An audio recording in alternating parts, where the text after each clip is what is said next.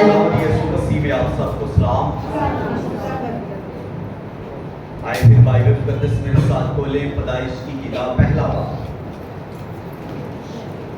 پیدائش کی کتاب پہلا باب اور اس کی 24ویں آیت۔ چھٹے دن کے بارے میں ہم سیکھیں گے۔ 24ویں آیت، اور خدا نے کہا کہ زمین جانداروں کو ان کی جنس کے موافق چوپائے اور رینگنے والے جاندار اور جنگلی جانور ان کی جنس کے موافق پیدا کرے، اور ایسا ہی ہوا۔ اور خدا نے جنگلی جانوروں اور چوپایوں کو ان کی جنس کے موافق اور زمین کے رینگنے والے جانداروں کو ان کی جنس کے موافق بنایا، اور خدا نے دیکھا کہ اچھا ہے۔ پھر خدا نے کہا کہ ہم انسان کو اپنی صورت پر اپنی شبیہ کی مانند بنائیں، اور وہ سمندر کی مچھلیوں اور آسمان کے پرندوں اور چوپایوں اور تمام زمین اور سب جانداروں پر جو زمین پر رینگتے ہیں اختیار رکھیں۔ اور خدا نے انسان کو اپنی صورت پر پیدا کیا، خدا کی صورت پر اس کو پیدا کیا، نر و ناری ان کو پیدا کیا، اور خدا نے ان کو برکت دی اور کہا کہ پھلو اور بڑھو اور زمین کو مہور و محکوم کرو، اور سمندر کی مچھلیوں اور ہوا کے پرندوں اور کل جانوروں پر جو زمین پر چلتے ہیں اختیار رکھو۔ اور خدا نے کہا دیکھو میں تمام روئے زمین کی کل بیجدار سبزی اور ہر درخت جس میں اس کا بیج دار پھل ہو تم کو دیتا ہوں، یہ تمہارے کھانے کو، اور زمین کے کل جانوروں کے لیے اور ہوا کے کل پرندوں کے لیے اور ان سب کے لیے جو زمین پر رینگنے والے ہیں جن میں زندگی کا دم ہے، کل ہری بوٹیاں کھانے کو دیتا ہوں۔ اور ایسا ہی ہوا۔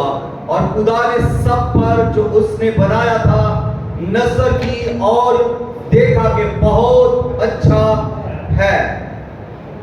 اور شام ہوئی اور صبح ہوئی، سو چھٹا دن ہوا۔ خداوند کے کلام کے پڑھے سنے اور قبول کیے جانے پر خداوند کی کثرت کے ساتھ برکت ہو، کہ سب کہیں آمین۔ آمین۔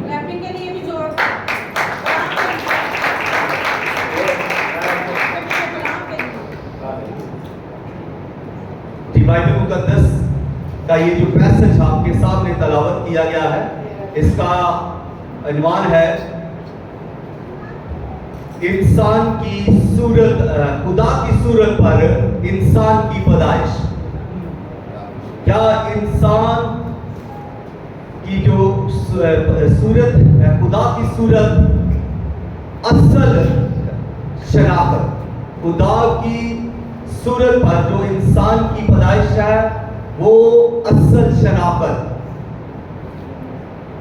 تو بائبل مقدس میں ہم جب یہ پیدائش کی کتاب پر نگاہ کرتے ہیں تو پہلی ہی آیت جہاں پر لکھا ہے کہ خدا نے ابتدا میں زمین و آسمان کو پیدا کیا، تو یہ بات خدا کے قدرت، خدا کی عظمت، خدا کی سوورنٹی کو ظاہر کرتی ہے۔ اور یہ آیت واضح طور پر بیان کرتی ہے کہ خدا حاکم ہے، اور خدا جیسا کوئی بھی خالق نہیں ہے، اور دنیا کے اندر کوئی بھی خدا ایسا نہیں، کوئی معبود ایسا نہیں، کوئی بھی دیوتا ایسا نہیں جس نے آسمان بھی بنایا ہو، زمین بھی بنائی ہو، اور کائنات کی کوئی ایسی چیز جو خدا نے بنائی ہے اس جیسی بنائی ہو۔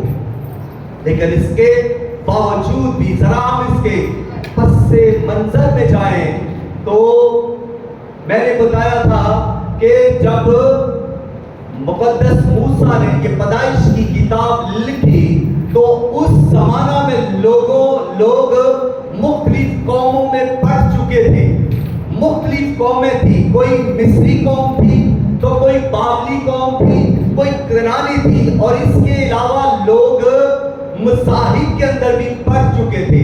ना सिर्फ बहुत सारी कौमें थी, बल्कि बहुत सारे मसाहिब भी थे। और जब बहुत सारे मसाहिब और बहुत सारी कौमें हैं, तो फिर नस्लियात भी अलग हैं, तहजीबें भी अलग अलग हैं, और सोचें भी अलग अलग हैं, और अकायद भी अलग अलग हैं। और इन्हीं अकायद में जब बनी इस्राइल कौम जो है वो मिस्र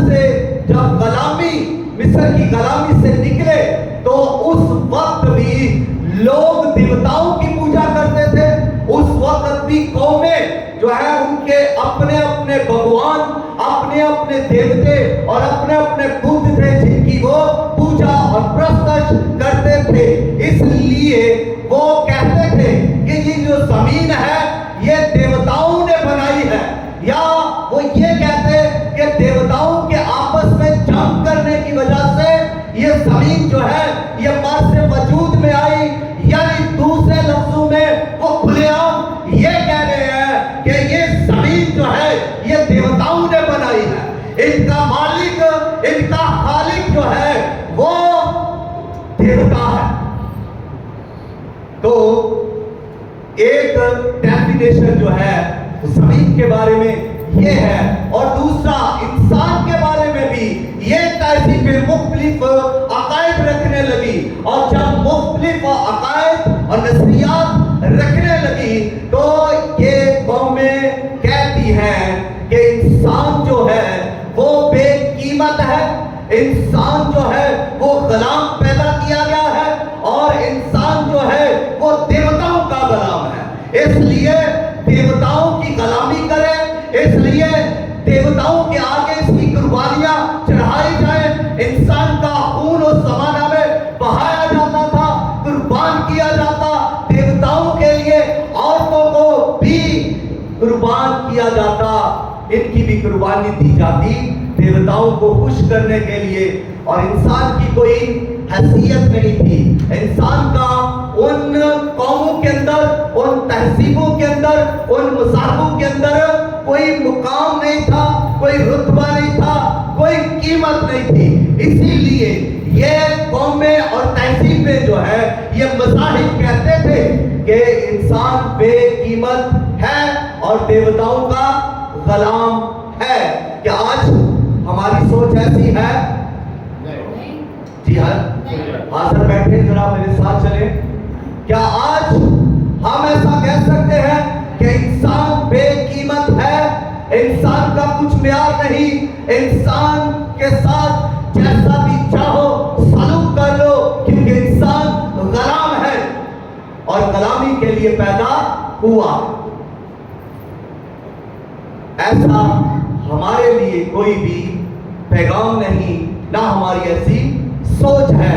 हम बाइबल मुकद्दस पर ईमान रखने वाले लोग हैं, और बाइबल मुकद्दस, जब मुकद्दस मूसा ने इसको लिखा पैदाइश की किताब को, तो उसने इन लोगों के अकायद का जवाब दिया, इनकी सोचों और रवैयों और ख्यालात का जवाब दिया। बल्कि ये ऐलान मुकद्दस मूसा ने किया कि इंसान जिसको तुम देवता के गुलाम कहते हो, बेकीमत कहते हो, ये इंसान जो है ये खुदा ने बनाया। और खुदा ने जब इसको बनाया है तो फिर इसको किस तरह का बनाया है, खुदा का मकसद क्या है इसको बनाने का? और पहली बात ये कि जब खुदा जमीन पर बना रहा है, तो जब रोशनी बनानी थी खुदा ने हुक्म किया रोशनी हो जा। खुदा ने जब जानवरों को बनाना था खुदा ने कलाम किया, हुक्म किया, जानवर बन गए। और खुदा इस बाइबल मुकद्दस के इस चैप्टर के अंदर फरमाता गया, चीजें बनती गई। खुदा कहता है आसमान बन जाए, बन गए। खुदा ने कहा जमीन बन जाए, बन गई। खुदा ने कहा हशरात बन जाए, बन गए। खुदा ने कहा नबातात बन जाए, बन गए। खुदा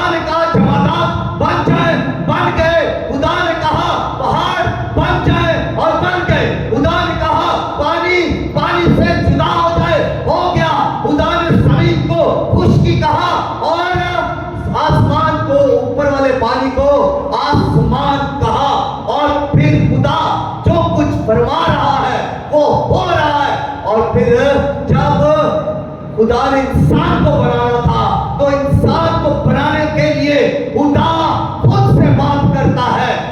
جانوروں کو، مٹی کے جانوروں کو، یعنی زمین کے جانوروں کو بنانے کے لیے خدا مٹی سے کلام کرتا ہے، اور سمندر کے جانوروں کو بنانے کے لیے خدا سمندر سے کلام کرتا ہے، اور انسان کو بنانے کے لیے خدا خود سے کلام کرتا ہے۔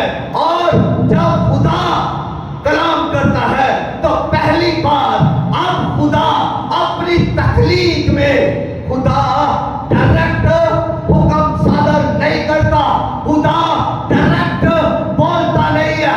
جس طرح خدا نے بولا روشنی ہو جا، ڈائریکٹ خدا نے بولا، اور یہ فرسٹ ٹائم خدا بولتا ہے بائبل مقدس کے مطابق، اور روشنی ہو گئی۔ پھر خدا بولتا ہے جانوروں کے لیے تو جانور بن جاتے ہیں، اور خدا نے کوئی مشورہ نہیں کیا، لیکن انسان کو بنانے کے لیے خدا مشورہ کرتا ہے، خدا خود سے کلام کرتا ہے۔ خدا کہتا ہے ہم انسان کو اپنی صورت اور اپنی شبیہ کی مانند بنائیں۔ یہاں پر خدا صرف آدم کی تخلیق ہی نہیں کرتا، آدم کو ہی، انسان کو ہی نہیں بناتا، بلکہ خدا کیا کرتا ہے؟ خدا خود سے کلام کرتا ہے، مشورہ کرتا ہے۔ دوسرے لفظوں میں خدا کیا کرتا ہے؟ مشورہ کرتا ہے، الہی مشورہ۔ کیونکہ اب جو تخلیق ہے وہ اہم ہے۔ انسان کی تخلیق ایک منصوبہ ہے، ایک حادثہ نہیں کہ انسان حادثاتی طور پر بن گیا۔ اب خدا نے انسان کو جب بنایا تو خود سے کلام کیا، اور جب ہم کو لفظ کو دیکھتے ہیں تو اس لفظ میں الوہیم ہے۔ الوہیم لفظ خدا کے لیے استعمال ہوا، جس میں باپ، بیٹا اور روح القدس تینوں کی شخصیات موجود ہیں۔ تینوں اس الفاظ کے اندر، لفظ کے اندر موجود ہیں۔ الوہیم کے اندر کیا ہے؟ کثرت ہے، یہ جمع ہے، اور الوہیم لفظ جو ہے یہ جمع کا لفظ ہے۔ اور جب خدا بات کرتا ہے خود سے، ہم انسان کو اپنی صورت اور اپنی شبیہ پر بنائیں۔ خدا مشورہ کرتا ہے اپنے آپ سے کہ انسان کو کیسا بنانا چاہیے، اور خدا نے انسان کو بندر کی صورت پر نہیں بنایا، خدا نے انسان کو کسی جانور کی صورت پر نہیں بنایا، اور خدا نے جنگلی جانور کی صورت پر بھی نہیں بنایا۔ لیکن آج انسان جنگلی جانوروں کی طرح بھی حرکتیں کرتے ہیں، اور نہ ہی خدا نے انسان کو کسی آبی جانور کی صورت پر بنایا۔ تو خدا انسان کو دیکھیے، سب سے اتم بات جو سیکھنے والی اور اہم بات ہے وہ یہ ہے کہ خدا انسان کو بنانے کے لیے ایک سٹرکچر بناتا ہے اور ایک صورت بن دیتا ہے۔ تو صورت وہ کس کی دیتا ہے؟ صورت وہ اپنی دیتا ہے۔ صورت کس کی دیتا ہے؟ خدا اپنی صورت پر انسان کو بناتا ہے۔ جب خدا نے اس کو اپنی صورت پر بنایا تو خدا کی صورت کا مطلب کیا ہے؟ خدا کی صورت ہے کیا؟ خدا کی صورت جسمانی طور پر نہیں بلکہ روحانی طور پر ہے۔ خدا روح ہے، اور خدا میں کیا ہے؟ حکمت۔ خدا میں کیا ہے؟ فہم و دانش۔ خدا میں کیا ہے؟ قدرت۔ اور خدا میں محبت، خدا میں رحم۔ یہ ساری چیزیں خدا میں ہیں، اور یہی خدا نے انسان میں ڈال دی جب خدا نے انسان کو پیدا کیا. اور جب خدا نے انسان کو بنایا تو کیسے بنایا؟ خدا جب کلام کرتا ہے ہم انسان کو اپنی صورت پر بنائے، تو پھر خدا جب انسان کو بناتا ہے تو کس طرح سے بناتا ہے؟ خدا انسان کو مٹی سے بناتا ہے. بائبل مقدس بیان کرتی ہے کہ خدا نے مٹی کو لیا، مٹی کو سانا، مٹی کا پتلا بنایا اور پھر اس میں زندگی کا دم پھونکا اور انسان جیتی جان ہوا. انسان یعنی آدم جو پتلا بنایا گیا، اس میں جب زندگی کا دم پھونکا تو وہ آدم کیا ہوا؟ جیتی جان ہو گیا. وہ دیکھنے لگا، آدم سانس لینے لگا، آدم چلنے لگا، آدم سوچنے لگا، آدم حرکت میں آ گیا اور آدم برکت میں بھی آ گیا.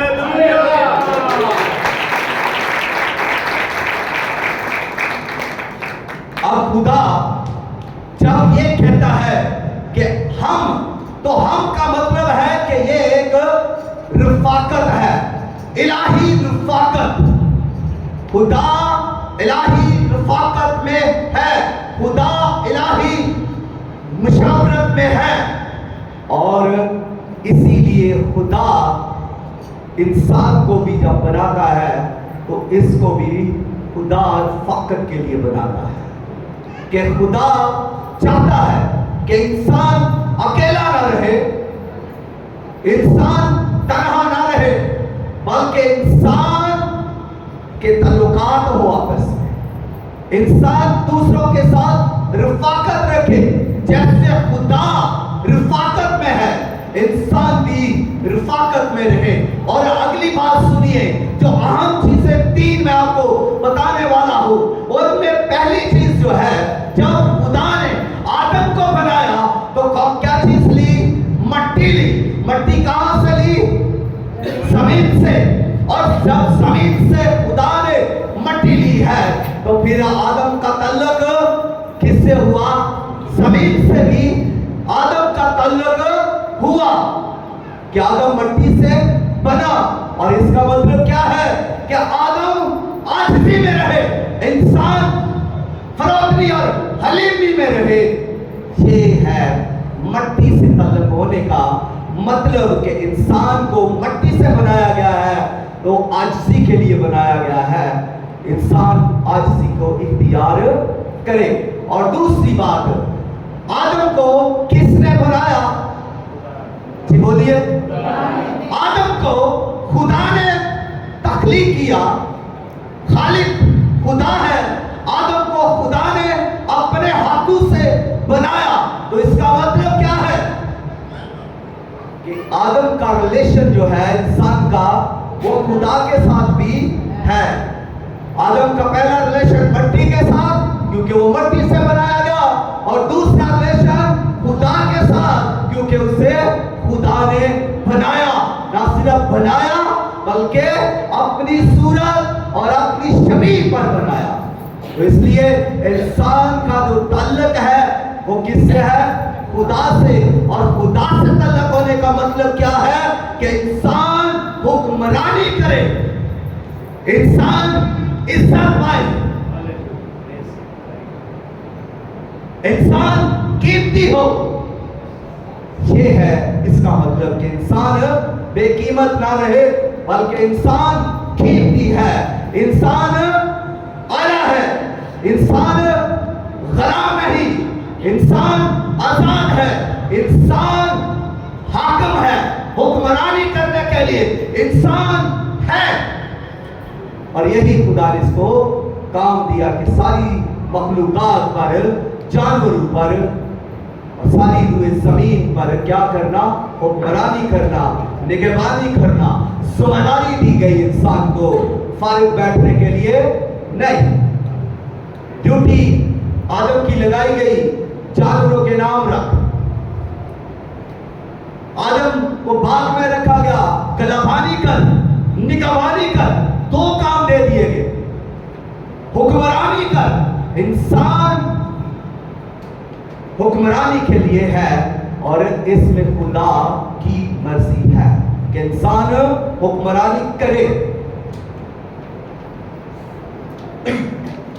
اور خدا سے تعلق رکھنے کی وجہ سے انسان کی عزت ہونی چاہیے، انسان کی قدر ہونی چاہیے، اور انسان بے قیمت نہیں ہے، سب مخلوقات سے اعلیٰ ہستی انسان ہے۔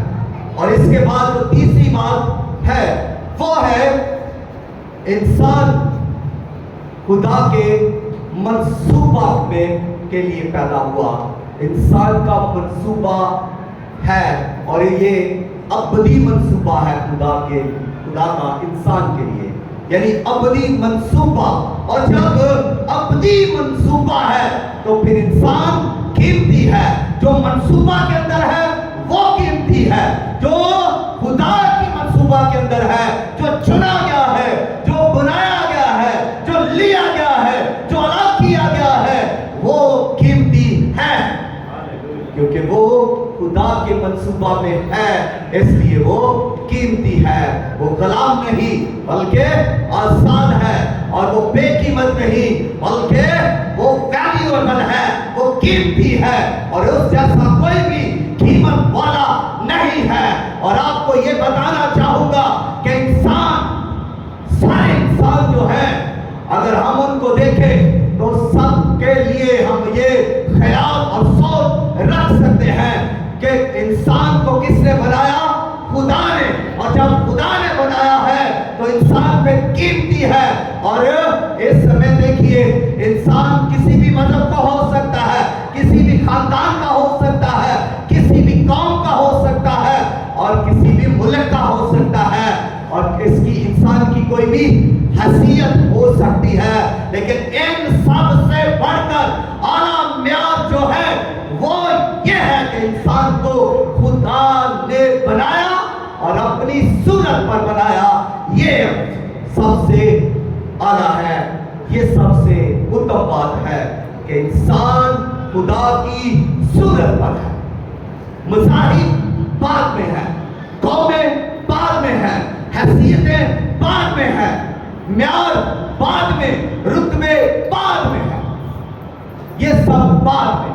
پہلی بات جو ہے وہ یہ کہ خدا نے انسان کو بنایا اور اپنی شبیہ و صورت پر بنایا ہے، اس لیے انسان دانش مند ہے۔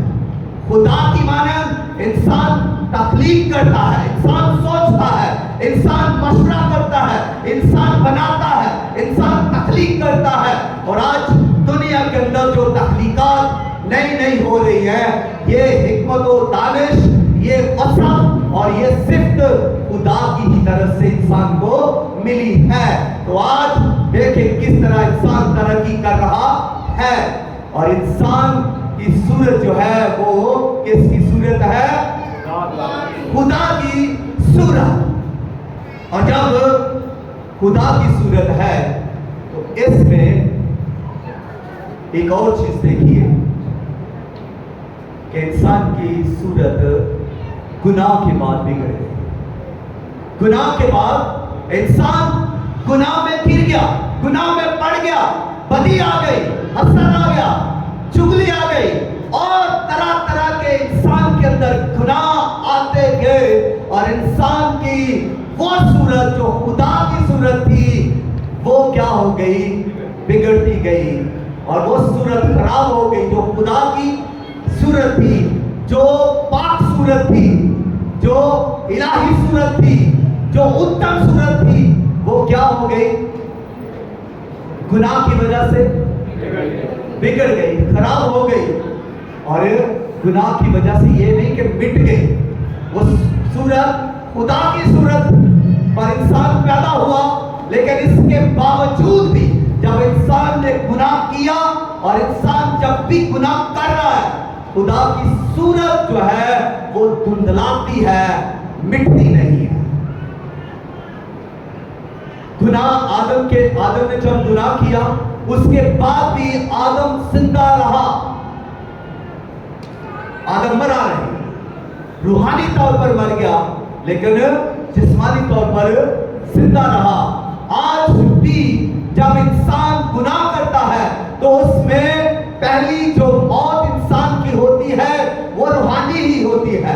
کوئی کتنا دعا کرنے والا ہے, کوئی کتنا پرستش کرنے والا ہے, وہ کوئی کتنا کلام میں زندہ ہے, کوئی کتنا روح میں زندہ ہے, تو جب انسان گناہ کرتا ہے تو پھر اس میں بگاڑ آتا ہے, دعائیں خراب ہو جاتی ہیں, دعائیں کلام پرستش میں وہ مسئلہ نہیں رہتا, کیونکہ جیسے آدم روح میں مر گیا, تعلق ٹوٹ گیا, ریلیشن ختم ہو گیا, رفاقت ختم ہو گئی, ایسے ہی انسان کا گناہ کے سبب سے روحانی رشتہ خدا کے ساتھ ٹوٹتا جاتا ہے, رفاقت ختم ہوتی جاتی ہے, اور انسان گناہ پر گناہ کرتا رہتا ہے. لیکن انسان کی وہ رفاقت جو گہری ہونی چاہیے وہ کمزور ہوتی جاتی ہے, کم ہوتی جاتی ہے, اور اسی لیے پھر لوگ کہتے ہیں میرا دعا کرنے کو دل نہیں کرتا, میرا کلام پڑھنے کو دل نہیں کرتا, اور میں جب کلام پڑھتا ہوں تو مجھے سمجھ نہیں آتی. یہ کیا ہو رہا ہے؟ یہ وہ صورت جو آپ کو خدا نے دی ہے مدب ہو رہی ہے. یہ وہ صورت ہے خدا کی جس پر آپ کو پیدا کیا گیا ہے, انسان کو پیدا کیا گیا ہے, وہ صورت کیا ہو رہی ہے؟ میلی ہو رہی ہے, خراب ہو رہی ہے, وہ صورت دھندلی ہوتی جا رہی ہے, جس کی وجہ سے ریلیشن بھی ختم ہوتا جا رہا ہے, جس کی وجہ سے رفاقت بھی خدا سے ٹوٹتی جا رہی ہے, اور ایک وقت آتا ہے کہ انسان روحانی طور پر ڈیڈ ہو جاتا ہے. اور یہ خطرناک ہے, یہ خطرناک ہے. انسان جسمانی طور پر مر جائے تو زندہ ہو جاتا ہے, قبر میں چلا جائے پھر بھی زندہ ہو جائے گا. لیکن کوئی انسان روحانی طور پر مر جائے, اور جب وہ مر گیا ہے روحانی طور پر, پھر وہ جسمانی طور پر مر کر قبر میں چلا گیا, تو اس کے بعد وہ کیوں کر زندہ ہوگا؟ کیسے؟ اس کا زندہ ہونا ناممکن ہے. اگر خدا اسے زندہ کرے گا, اس کی قبر کو کھولے گا, تو حساب کتاب کے لیے, عدالت کرنے کے لیے, اپنے ساتھ رفاقت کے لیے نہیں, اپنے ساتھ چلنے کے لیے نہیں. کیونکہ زمین پر جب انسان زندہ تھا, جب وہ روح میں زندہ تھا, تو اس کو خدا کے ساتھ چلنا چاہیے تھا, اس کو خدا کی طرف اپنا منہ کرنا چاہیے تھا, اس کو خدا کے ساتھ رفاقت رکھنی چاہیے تھی. لیکن اس نے اس زندگی میں, جسمانی زندگی میں خدا کے ساتھ ریلیشن نہ بڑھایا, خدا کی صورت بگاڑی, اور یہاں تک کہ وہ روحانی طور پر ڈیڈ ہو گیا. اور ایسا شخص جو خدا کے ساتھ نہیں چلتا رہا, وہ شخص پھر خدا کے ساتھ آسمان پر بھی نہیں چلنے گا. ریلیشن ختم ہو جائے گا. تو اس طرح انسان جو ہے گناہ میں گرنے کے باعث کیا ہو گیا؟ خدا سے دور ہو گیا. سورج جو خدا کی تھی وہ بگاڑ دی گئی, شبی جو تھی آستھا خراب کر دیا گیا گناہ کی وجہ سے. اب خدا کیا کرتا ہے؟ خدا انسان کو دیکھنا چاہتا ہے اپنی صورت میں. خدا جب بھی دیکھنا چاہتا ہے انسان کو اپنی صورت میں دیکھنا چاہتا ہے کہ انسان میں جو صورت ہے وہ کس کی ہے. دنیاوی صورت تو نہیں, پیسے کی صورت تو نہیں آ گئی, یا آج انسان کسی اور صورت کو لیے ہوئے پھر رہا ہے. بعض لوگ اپنی صورتیں, بادشاہوں کی بات کر رہا ہوں قدیم زمانے میں, اپنے اپنے شہروں میں اپنی مورتیاں بنوا لیتے اس بات کے لیے کہ یہ علاقہ اس بادشاہ کی ملکیت ہے, اس لیے. لیکن خدا نے ایسی کوئی بھی صورت اس دنیا کے اندر نہیں بنوائی. خدا نے اپنی صورت ہی ہمیں دے دی. جہاں جہاں انسان بسے، جہاں جہاں انسان خدا کی پرستش کرے، جہاں جہاں انسان خدا کی سوچ کے مطابق چلے، جہاں جہاں جس ملک میں، شہر میں، علاقہ میں انسان خدا کی طرح سوچے، خدا کی طرح رحم کرے، خدا کی طرح بات کرے، خدا کی طرح محبت کرے اور خدا کی طرح نیکی کرے، وہاں وہاں خدا کی صورت ظاہر.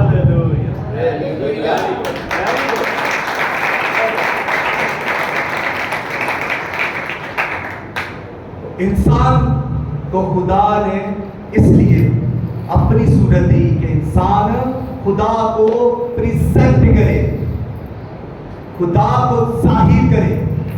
ہمارا مقصد کیا ہے؟ ہمارے لیے خدا کا منصوبہ کیا ہے؟ ہم منصوبہ کے اندر ہے تو منصوبہ یہی ہے کہ ہم خدا کو پیش کریں. ہم جب کسی بھی محفل میں، کسی بھی جگہ پر جائیں، کھڑے ہوں تو اپنے کاموں سے، اپنی سوچ سے، اپنی گفتگو سے، اپنے کردار سے اور اپنی رفاقت سے ثابت کریں کہ خدا موجود ہے، خدا ظاہر ہو رہا ہے.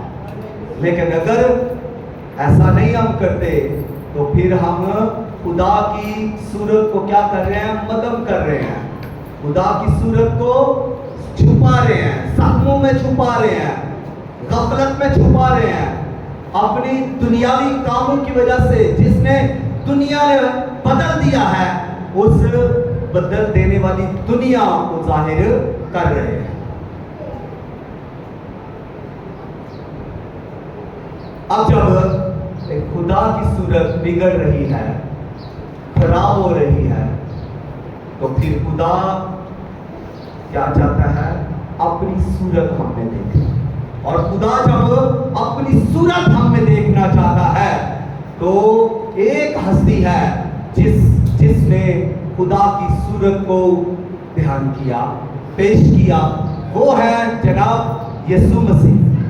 خداوند یسوع مسیح، خداوند یسوع مسیح کلمہ خدا، خدا تعالیٰ کا بیٹا، لہتے جگر خداوند یسوع مسیح، خدا کی صورت، خدا کی شبیہ،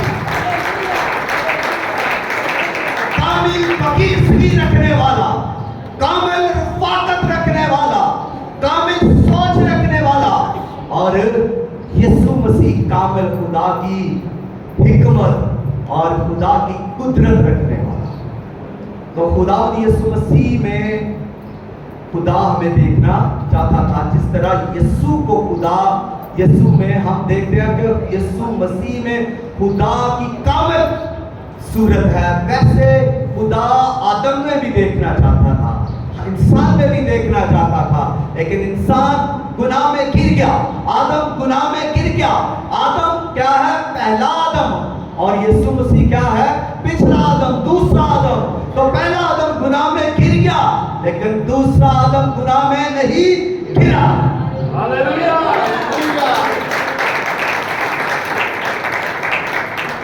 پہلے آدم نے خدا کے منصوبے کو ناکام کر دیا، لیکن دوسرے آدم نے خدا کے منصوبے کو اور خدا کی مرضی کو پورا کیا. ہاللیلویہ. آج ایک بندے کی بڑی کمی محسوس ہوئی ہے، بابا جی جو ادھر نعرے لگایا کرتے تھے، آج وہ نہیں آئے تو نعرے کام نہ کرے. ہاللیلویہ کام ہو رہا ہے نا، جوش کم ہو رہا ہے. تو جوش پیدا ہوگا تو مجھے بھی جوش آئے گا. ہاللیلویہ.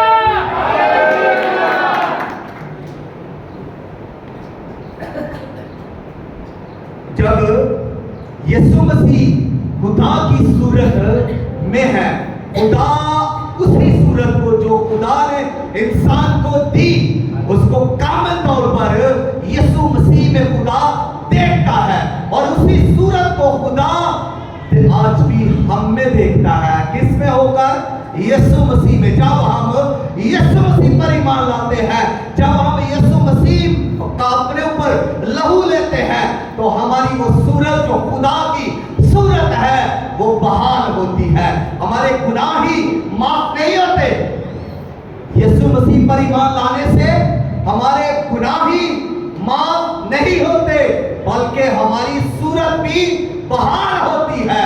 वो सूरत जो खुदा की सूरत गुनाह की वजह से मटक पड़ गई, खराब हो गई, मिटती जा रही थी, वो सूरत फिर से बहाल होती है जब हम नई पैदाइश पाते हैं, जब हम यीशु को कबूल करते हैं, जब हम यीशु पर ईमान लाते हैं, तो फिर हम फिर से खुदा की सूरत और खुदा की शबीह पर ढलते जाते हैं। फिर से हमारा म्यार वही होता है, फिर से हमारी पकीज़गी वही होती है जो खुदा अपनी सूरत देते वक्त खुदा अपनी पकीज़गी देता है। फिर खुदा वही हुक्मरानी वही दियार हमें देता है। जब फिर से हम यीशु मसीह में बहाल होते हैं तो यीशु मसीह क्या करता है? यीशु मसीह हमें अपनी पकीज़गी देता है, यीशु मसीह हमें अपना इख्तियार देता है। उधर पहले आदम को खुदा अपनी पकीज़गी देता है, अपनी सूरत देता है, अपनी शबीह देता है और अपना इख्तियार देता है। इधर यीशु मसीह हमारी बिगड़ी हुई सूरत को बहाल करता है और अपनी पकीज़गी और अपनी रास्ती देता है और हमारा तल्लक जो टूट गया, रफ़ाकत जो टूट चुकी थी, उसको बहाल कर देता है। खुदा के साथ बहाल कर देता है। तब हमारी वो सूरत जो बिगड़ी थी फिर से बहाल होती है और हम फिर से खुदा से बातें करते हैं, हम फिर से खुदा की मानिंद उसकी शबीह उसकी सूरत पर आ जाते हैं। इसीलिए बाइबल मुकद्दस में जब यीशु मसीह पर सवाल किए जा रहे थे तो एक शख्स कह रहा था कि ये इस बात क्या ये इस पर किसकी सूरत है, हमें जज़िया देना चाहिए या नहीं देना चाहिए। यीशु मसीह ने सिक्का कहा लाओ लेकर हाथ में, और यीशु ने कहा इस पर किसकी तस्वीर है? उन्होंने कहा इस पर कैसर की तस्वीर है। तो फिर यीशु मसीह ने बड़ी ही प्यारी मिसाल के साथ वाज़ेह तौर पर कहा कि जो कुछ बादशाह का है बादशाह को दो और जो कुछ खुदा का है खुदा को दो। तो हमारी सूरत किस पर है? खुदा की। तो कोई तो कहे कि मैं खुदा की सूरत हूँ, जी कहे, अपने ऊपर हाथ रखे कि मैं खुदा की सूरत हूँ, मैं खुदा का हूँ, मैं खुदा का हूँ, मैं खुदा की तरफ जाऊंगा क्योंकि मैं खुदा की सूरत, इसलिए मैं खुदा का हूँ। तो खुदा के होना जो है ये बड़ी अहम बात है। खुदा का हो जाना, खुदा की मानिंद हो जाना, खुदा की सूरत बन जाना, ये बड़ी अहम बात है, उत्तम बात है कि हम खुदा की सूरत पर हो। और इसी सूरत को यीशु ने क्या किया? बहाल किया। तो आए अपने आप को खुदा की हुजूरी में खड़ा करें, रूह में भी और जिस्म में भी, और हम दुआ करेंगे। पैगाम इसके साथ आर्टी का काल ये है, आर्टर काल के खुदा की तरफ वापिस आओ, क्योंकि खुदा आज भी बुलाता है, खुदा आज भी पुकारता है कि वापिस आओ। और अगर खुदा आपसे सवाल करे, अगर खुदा आपसे पूछे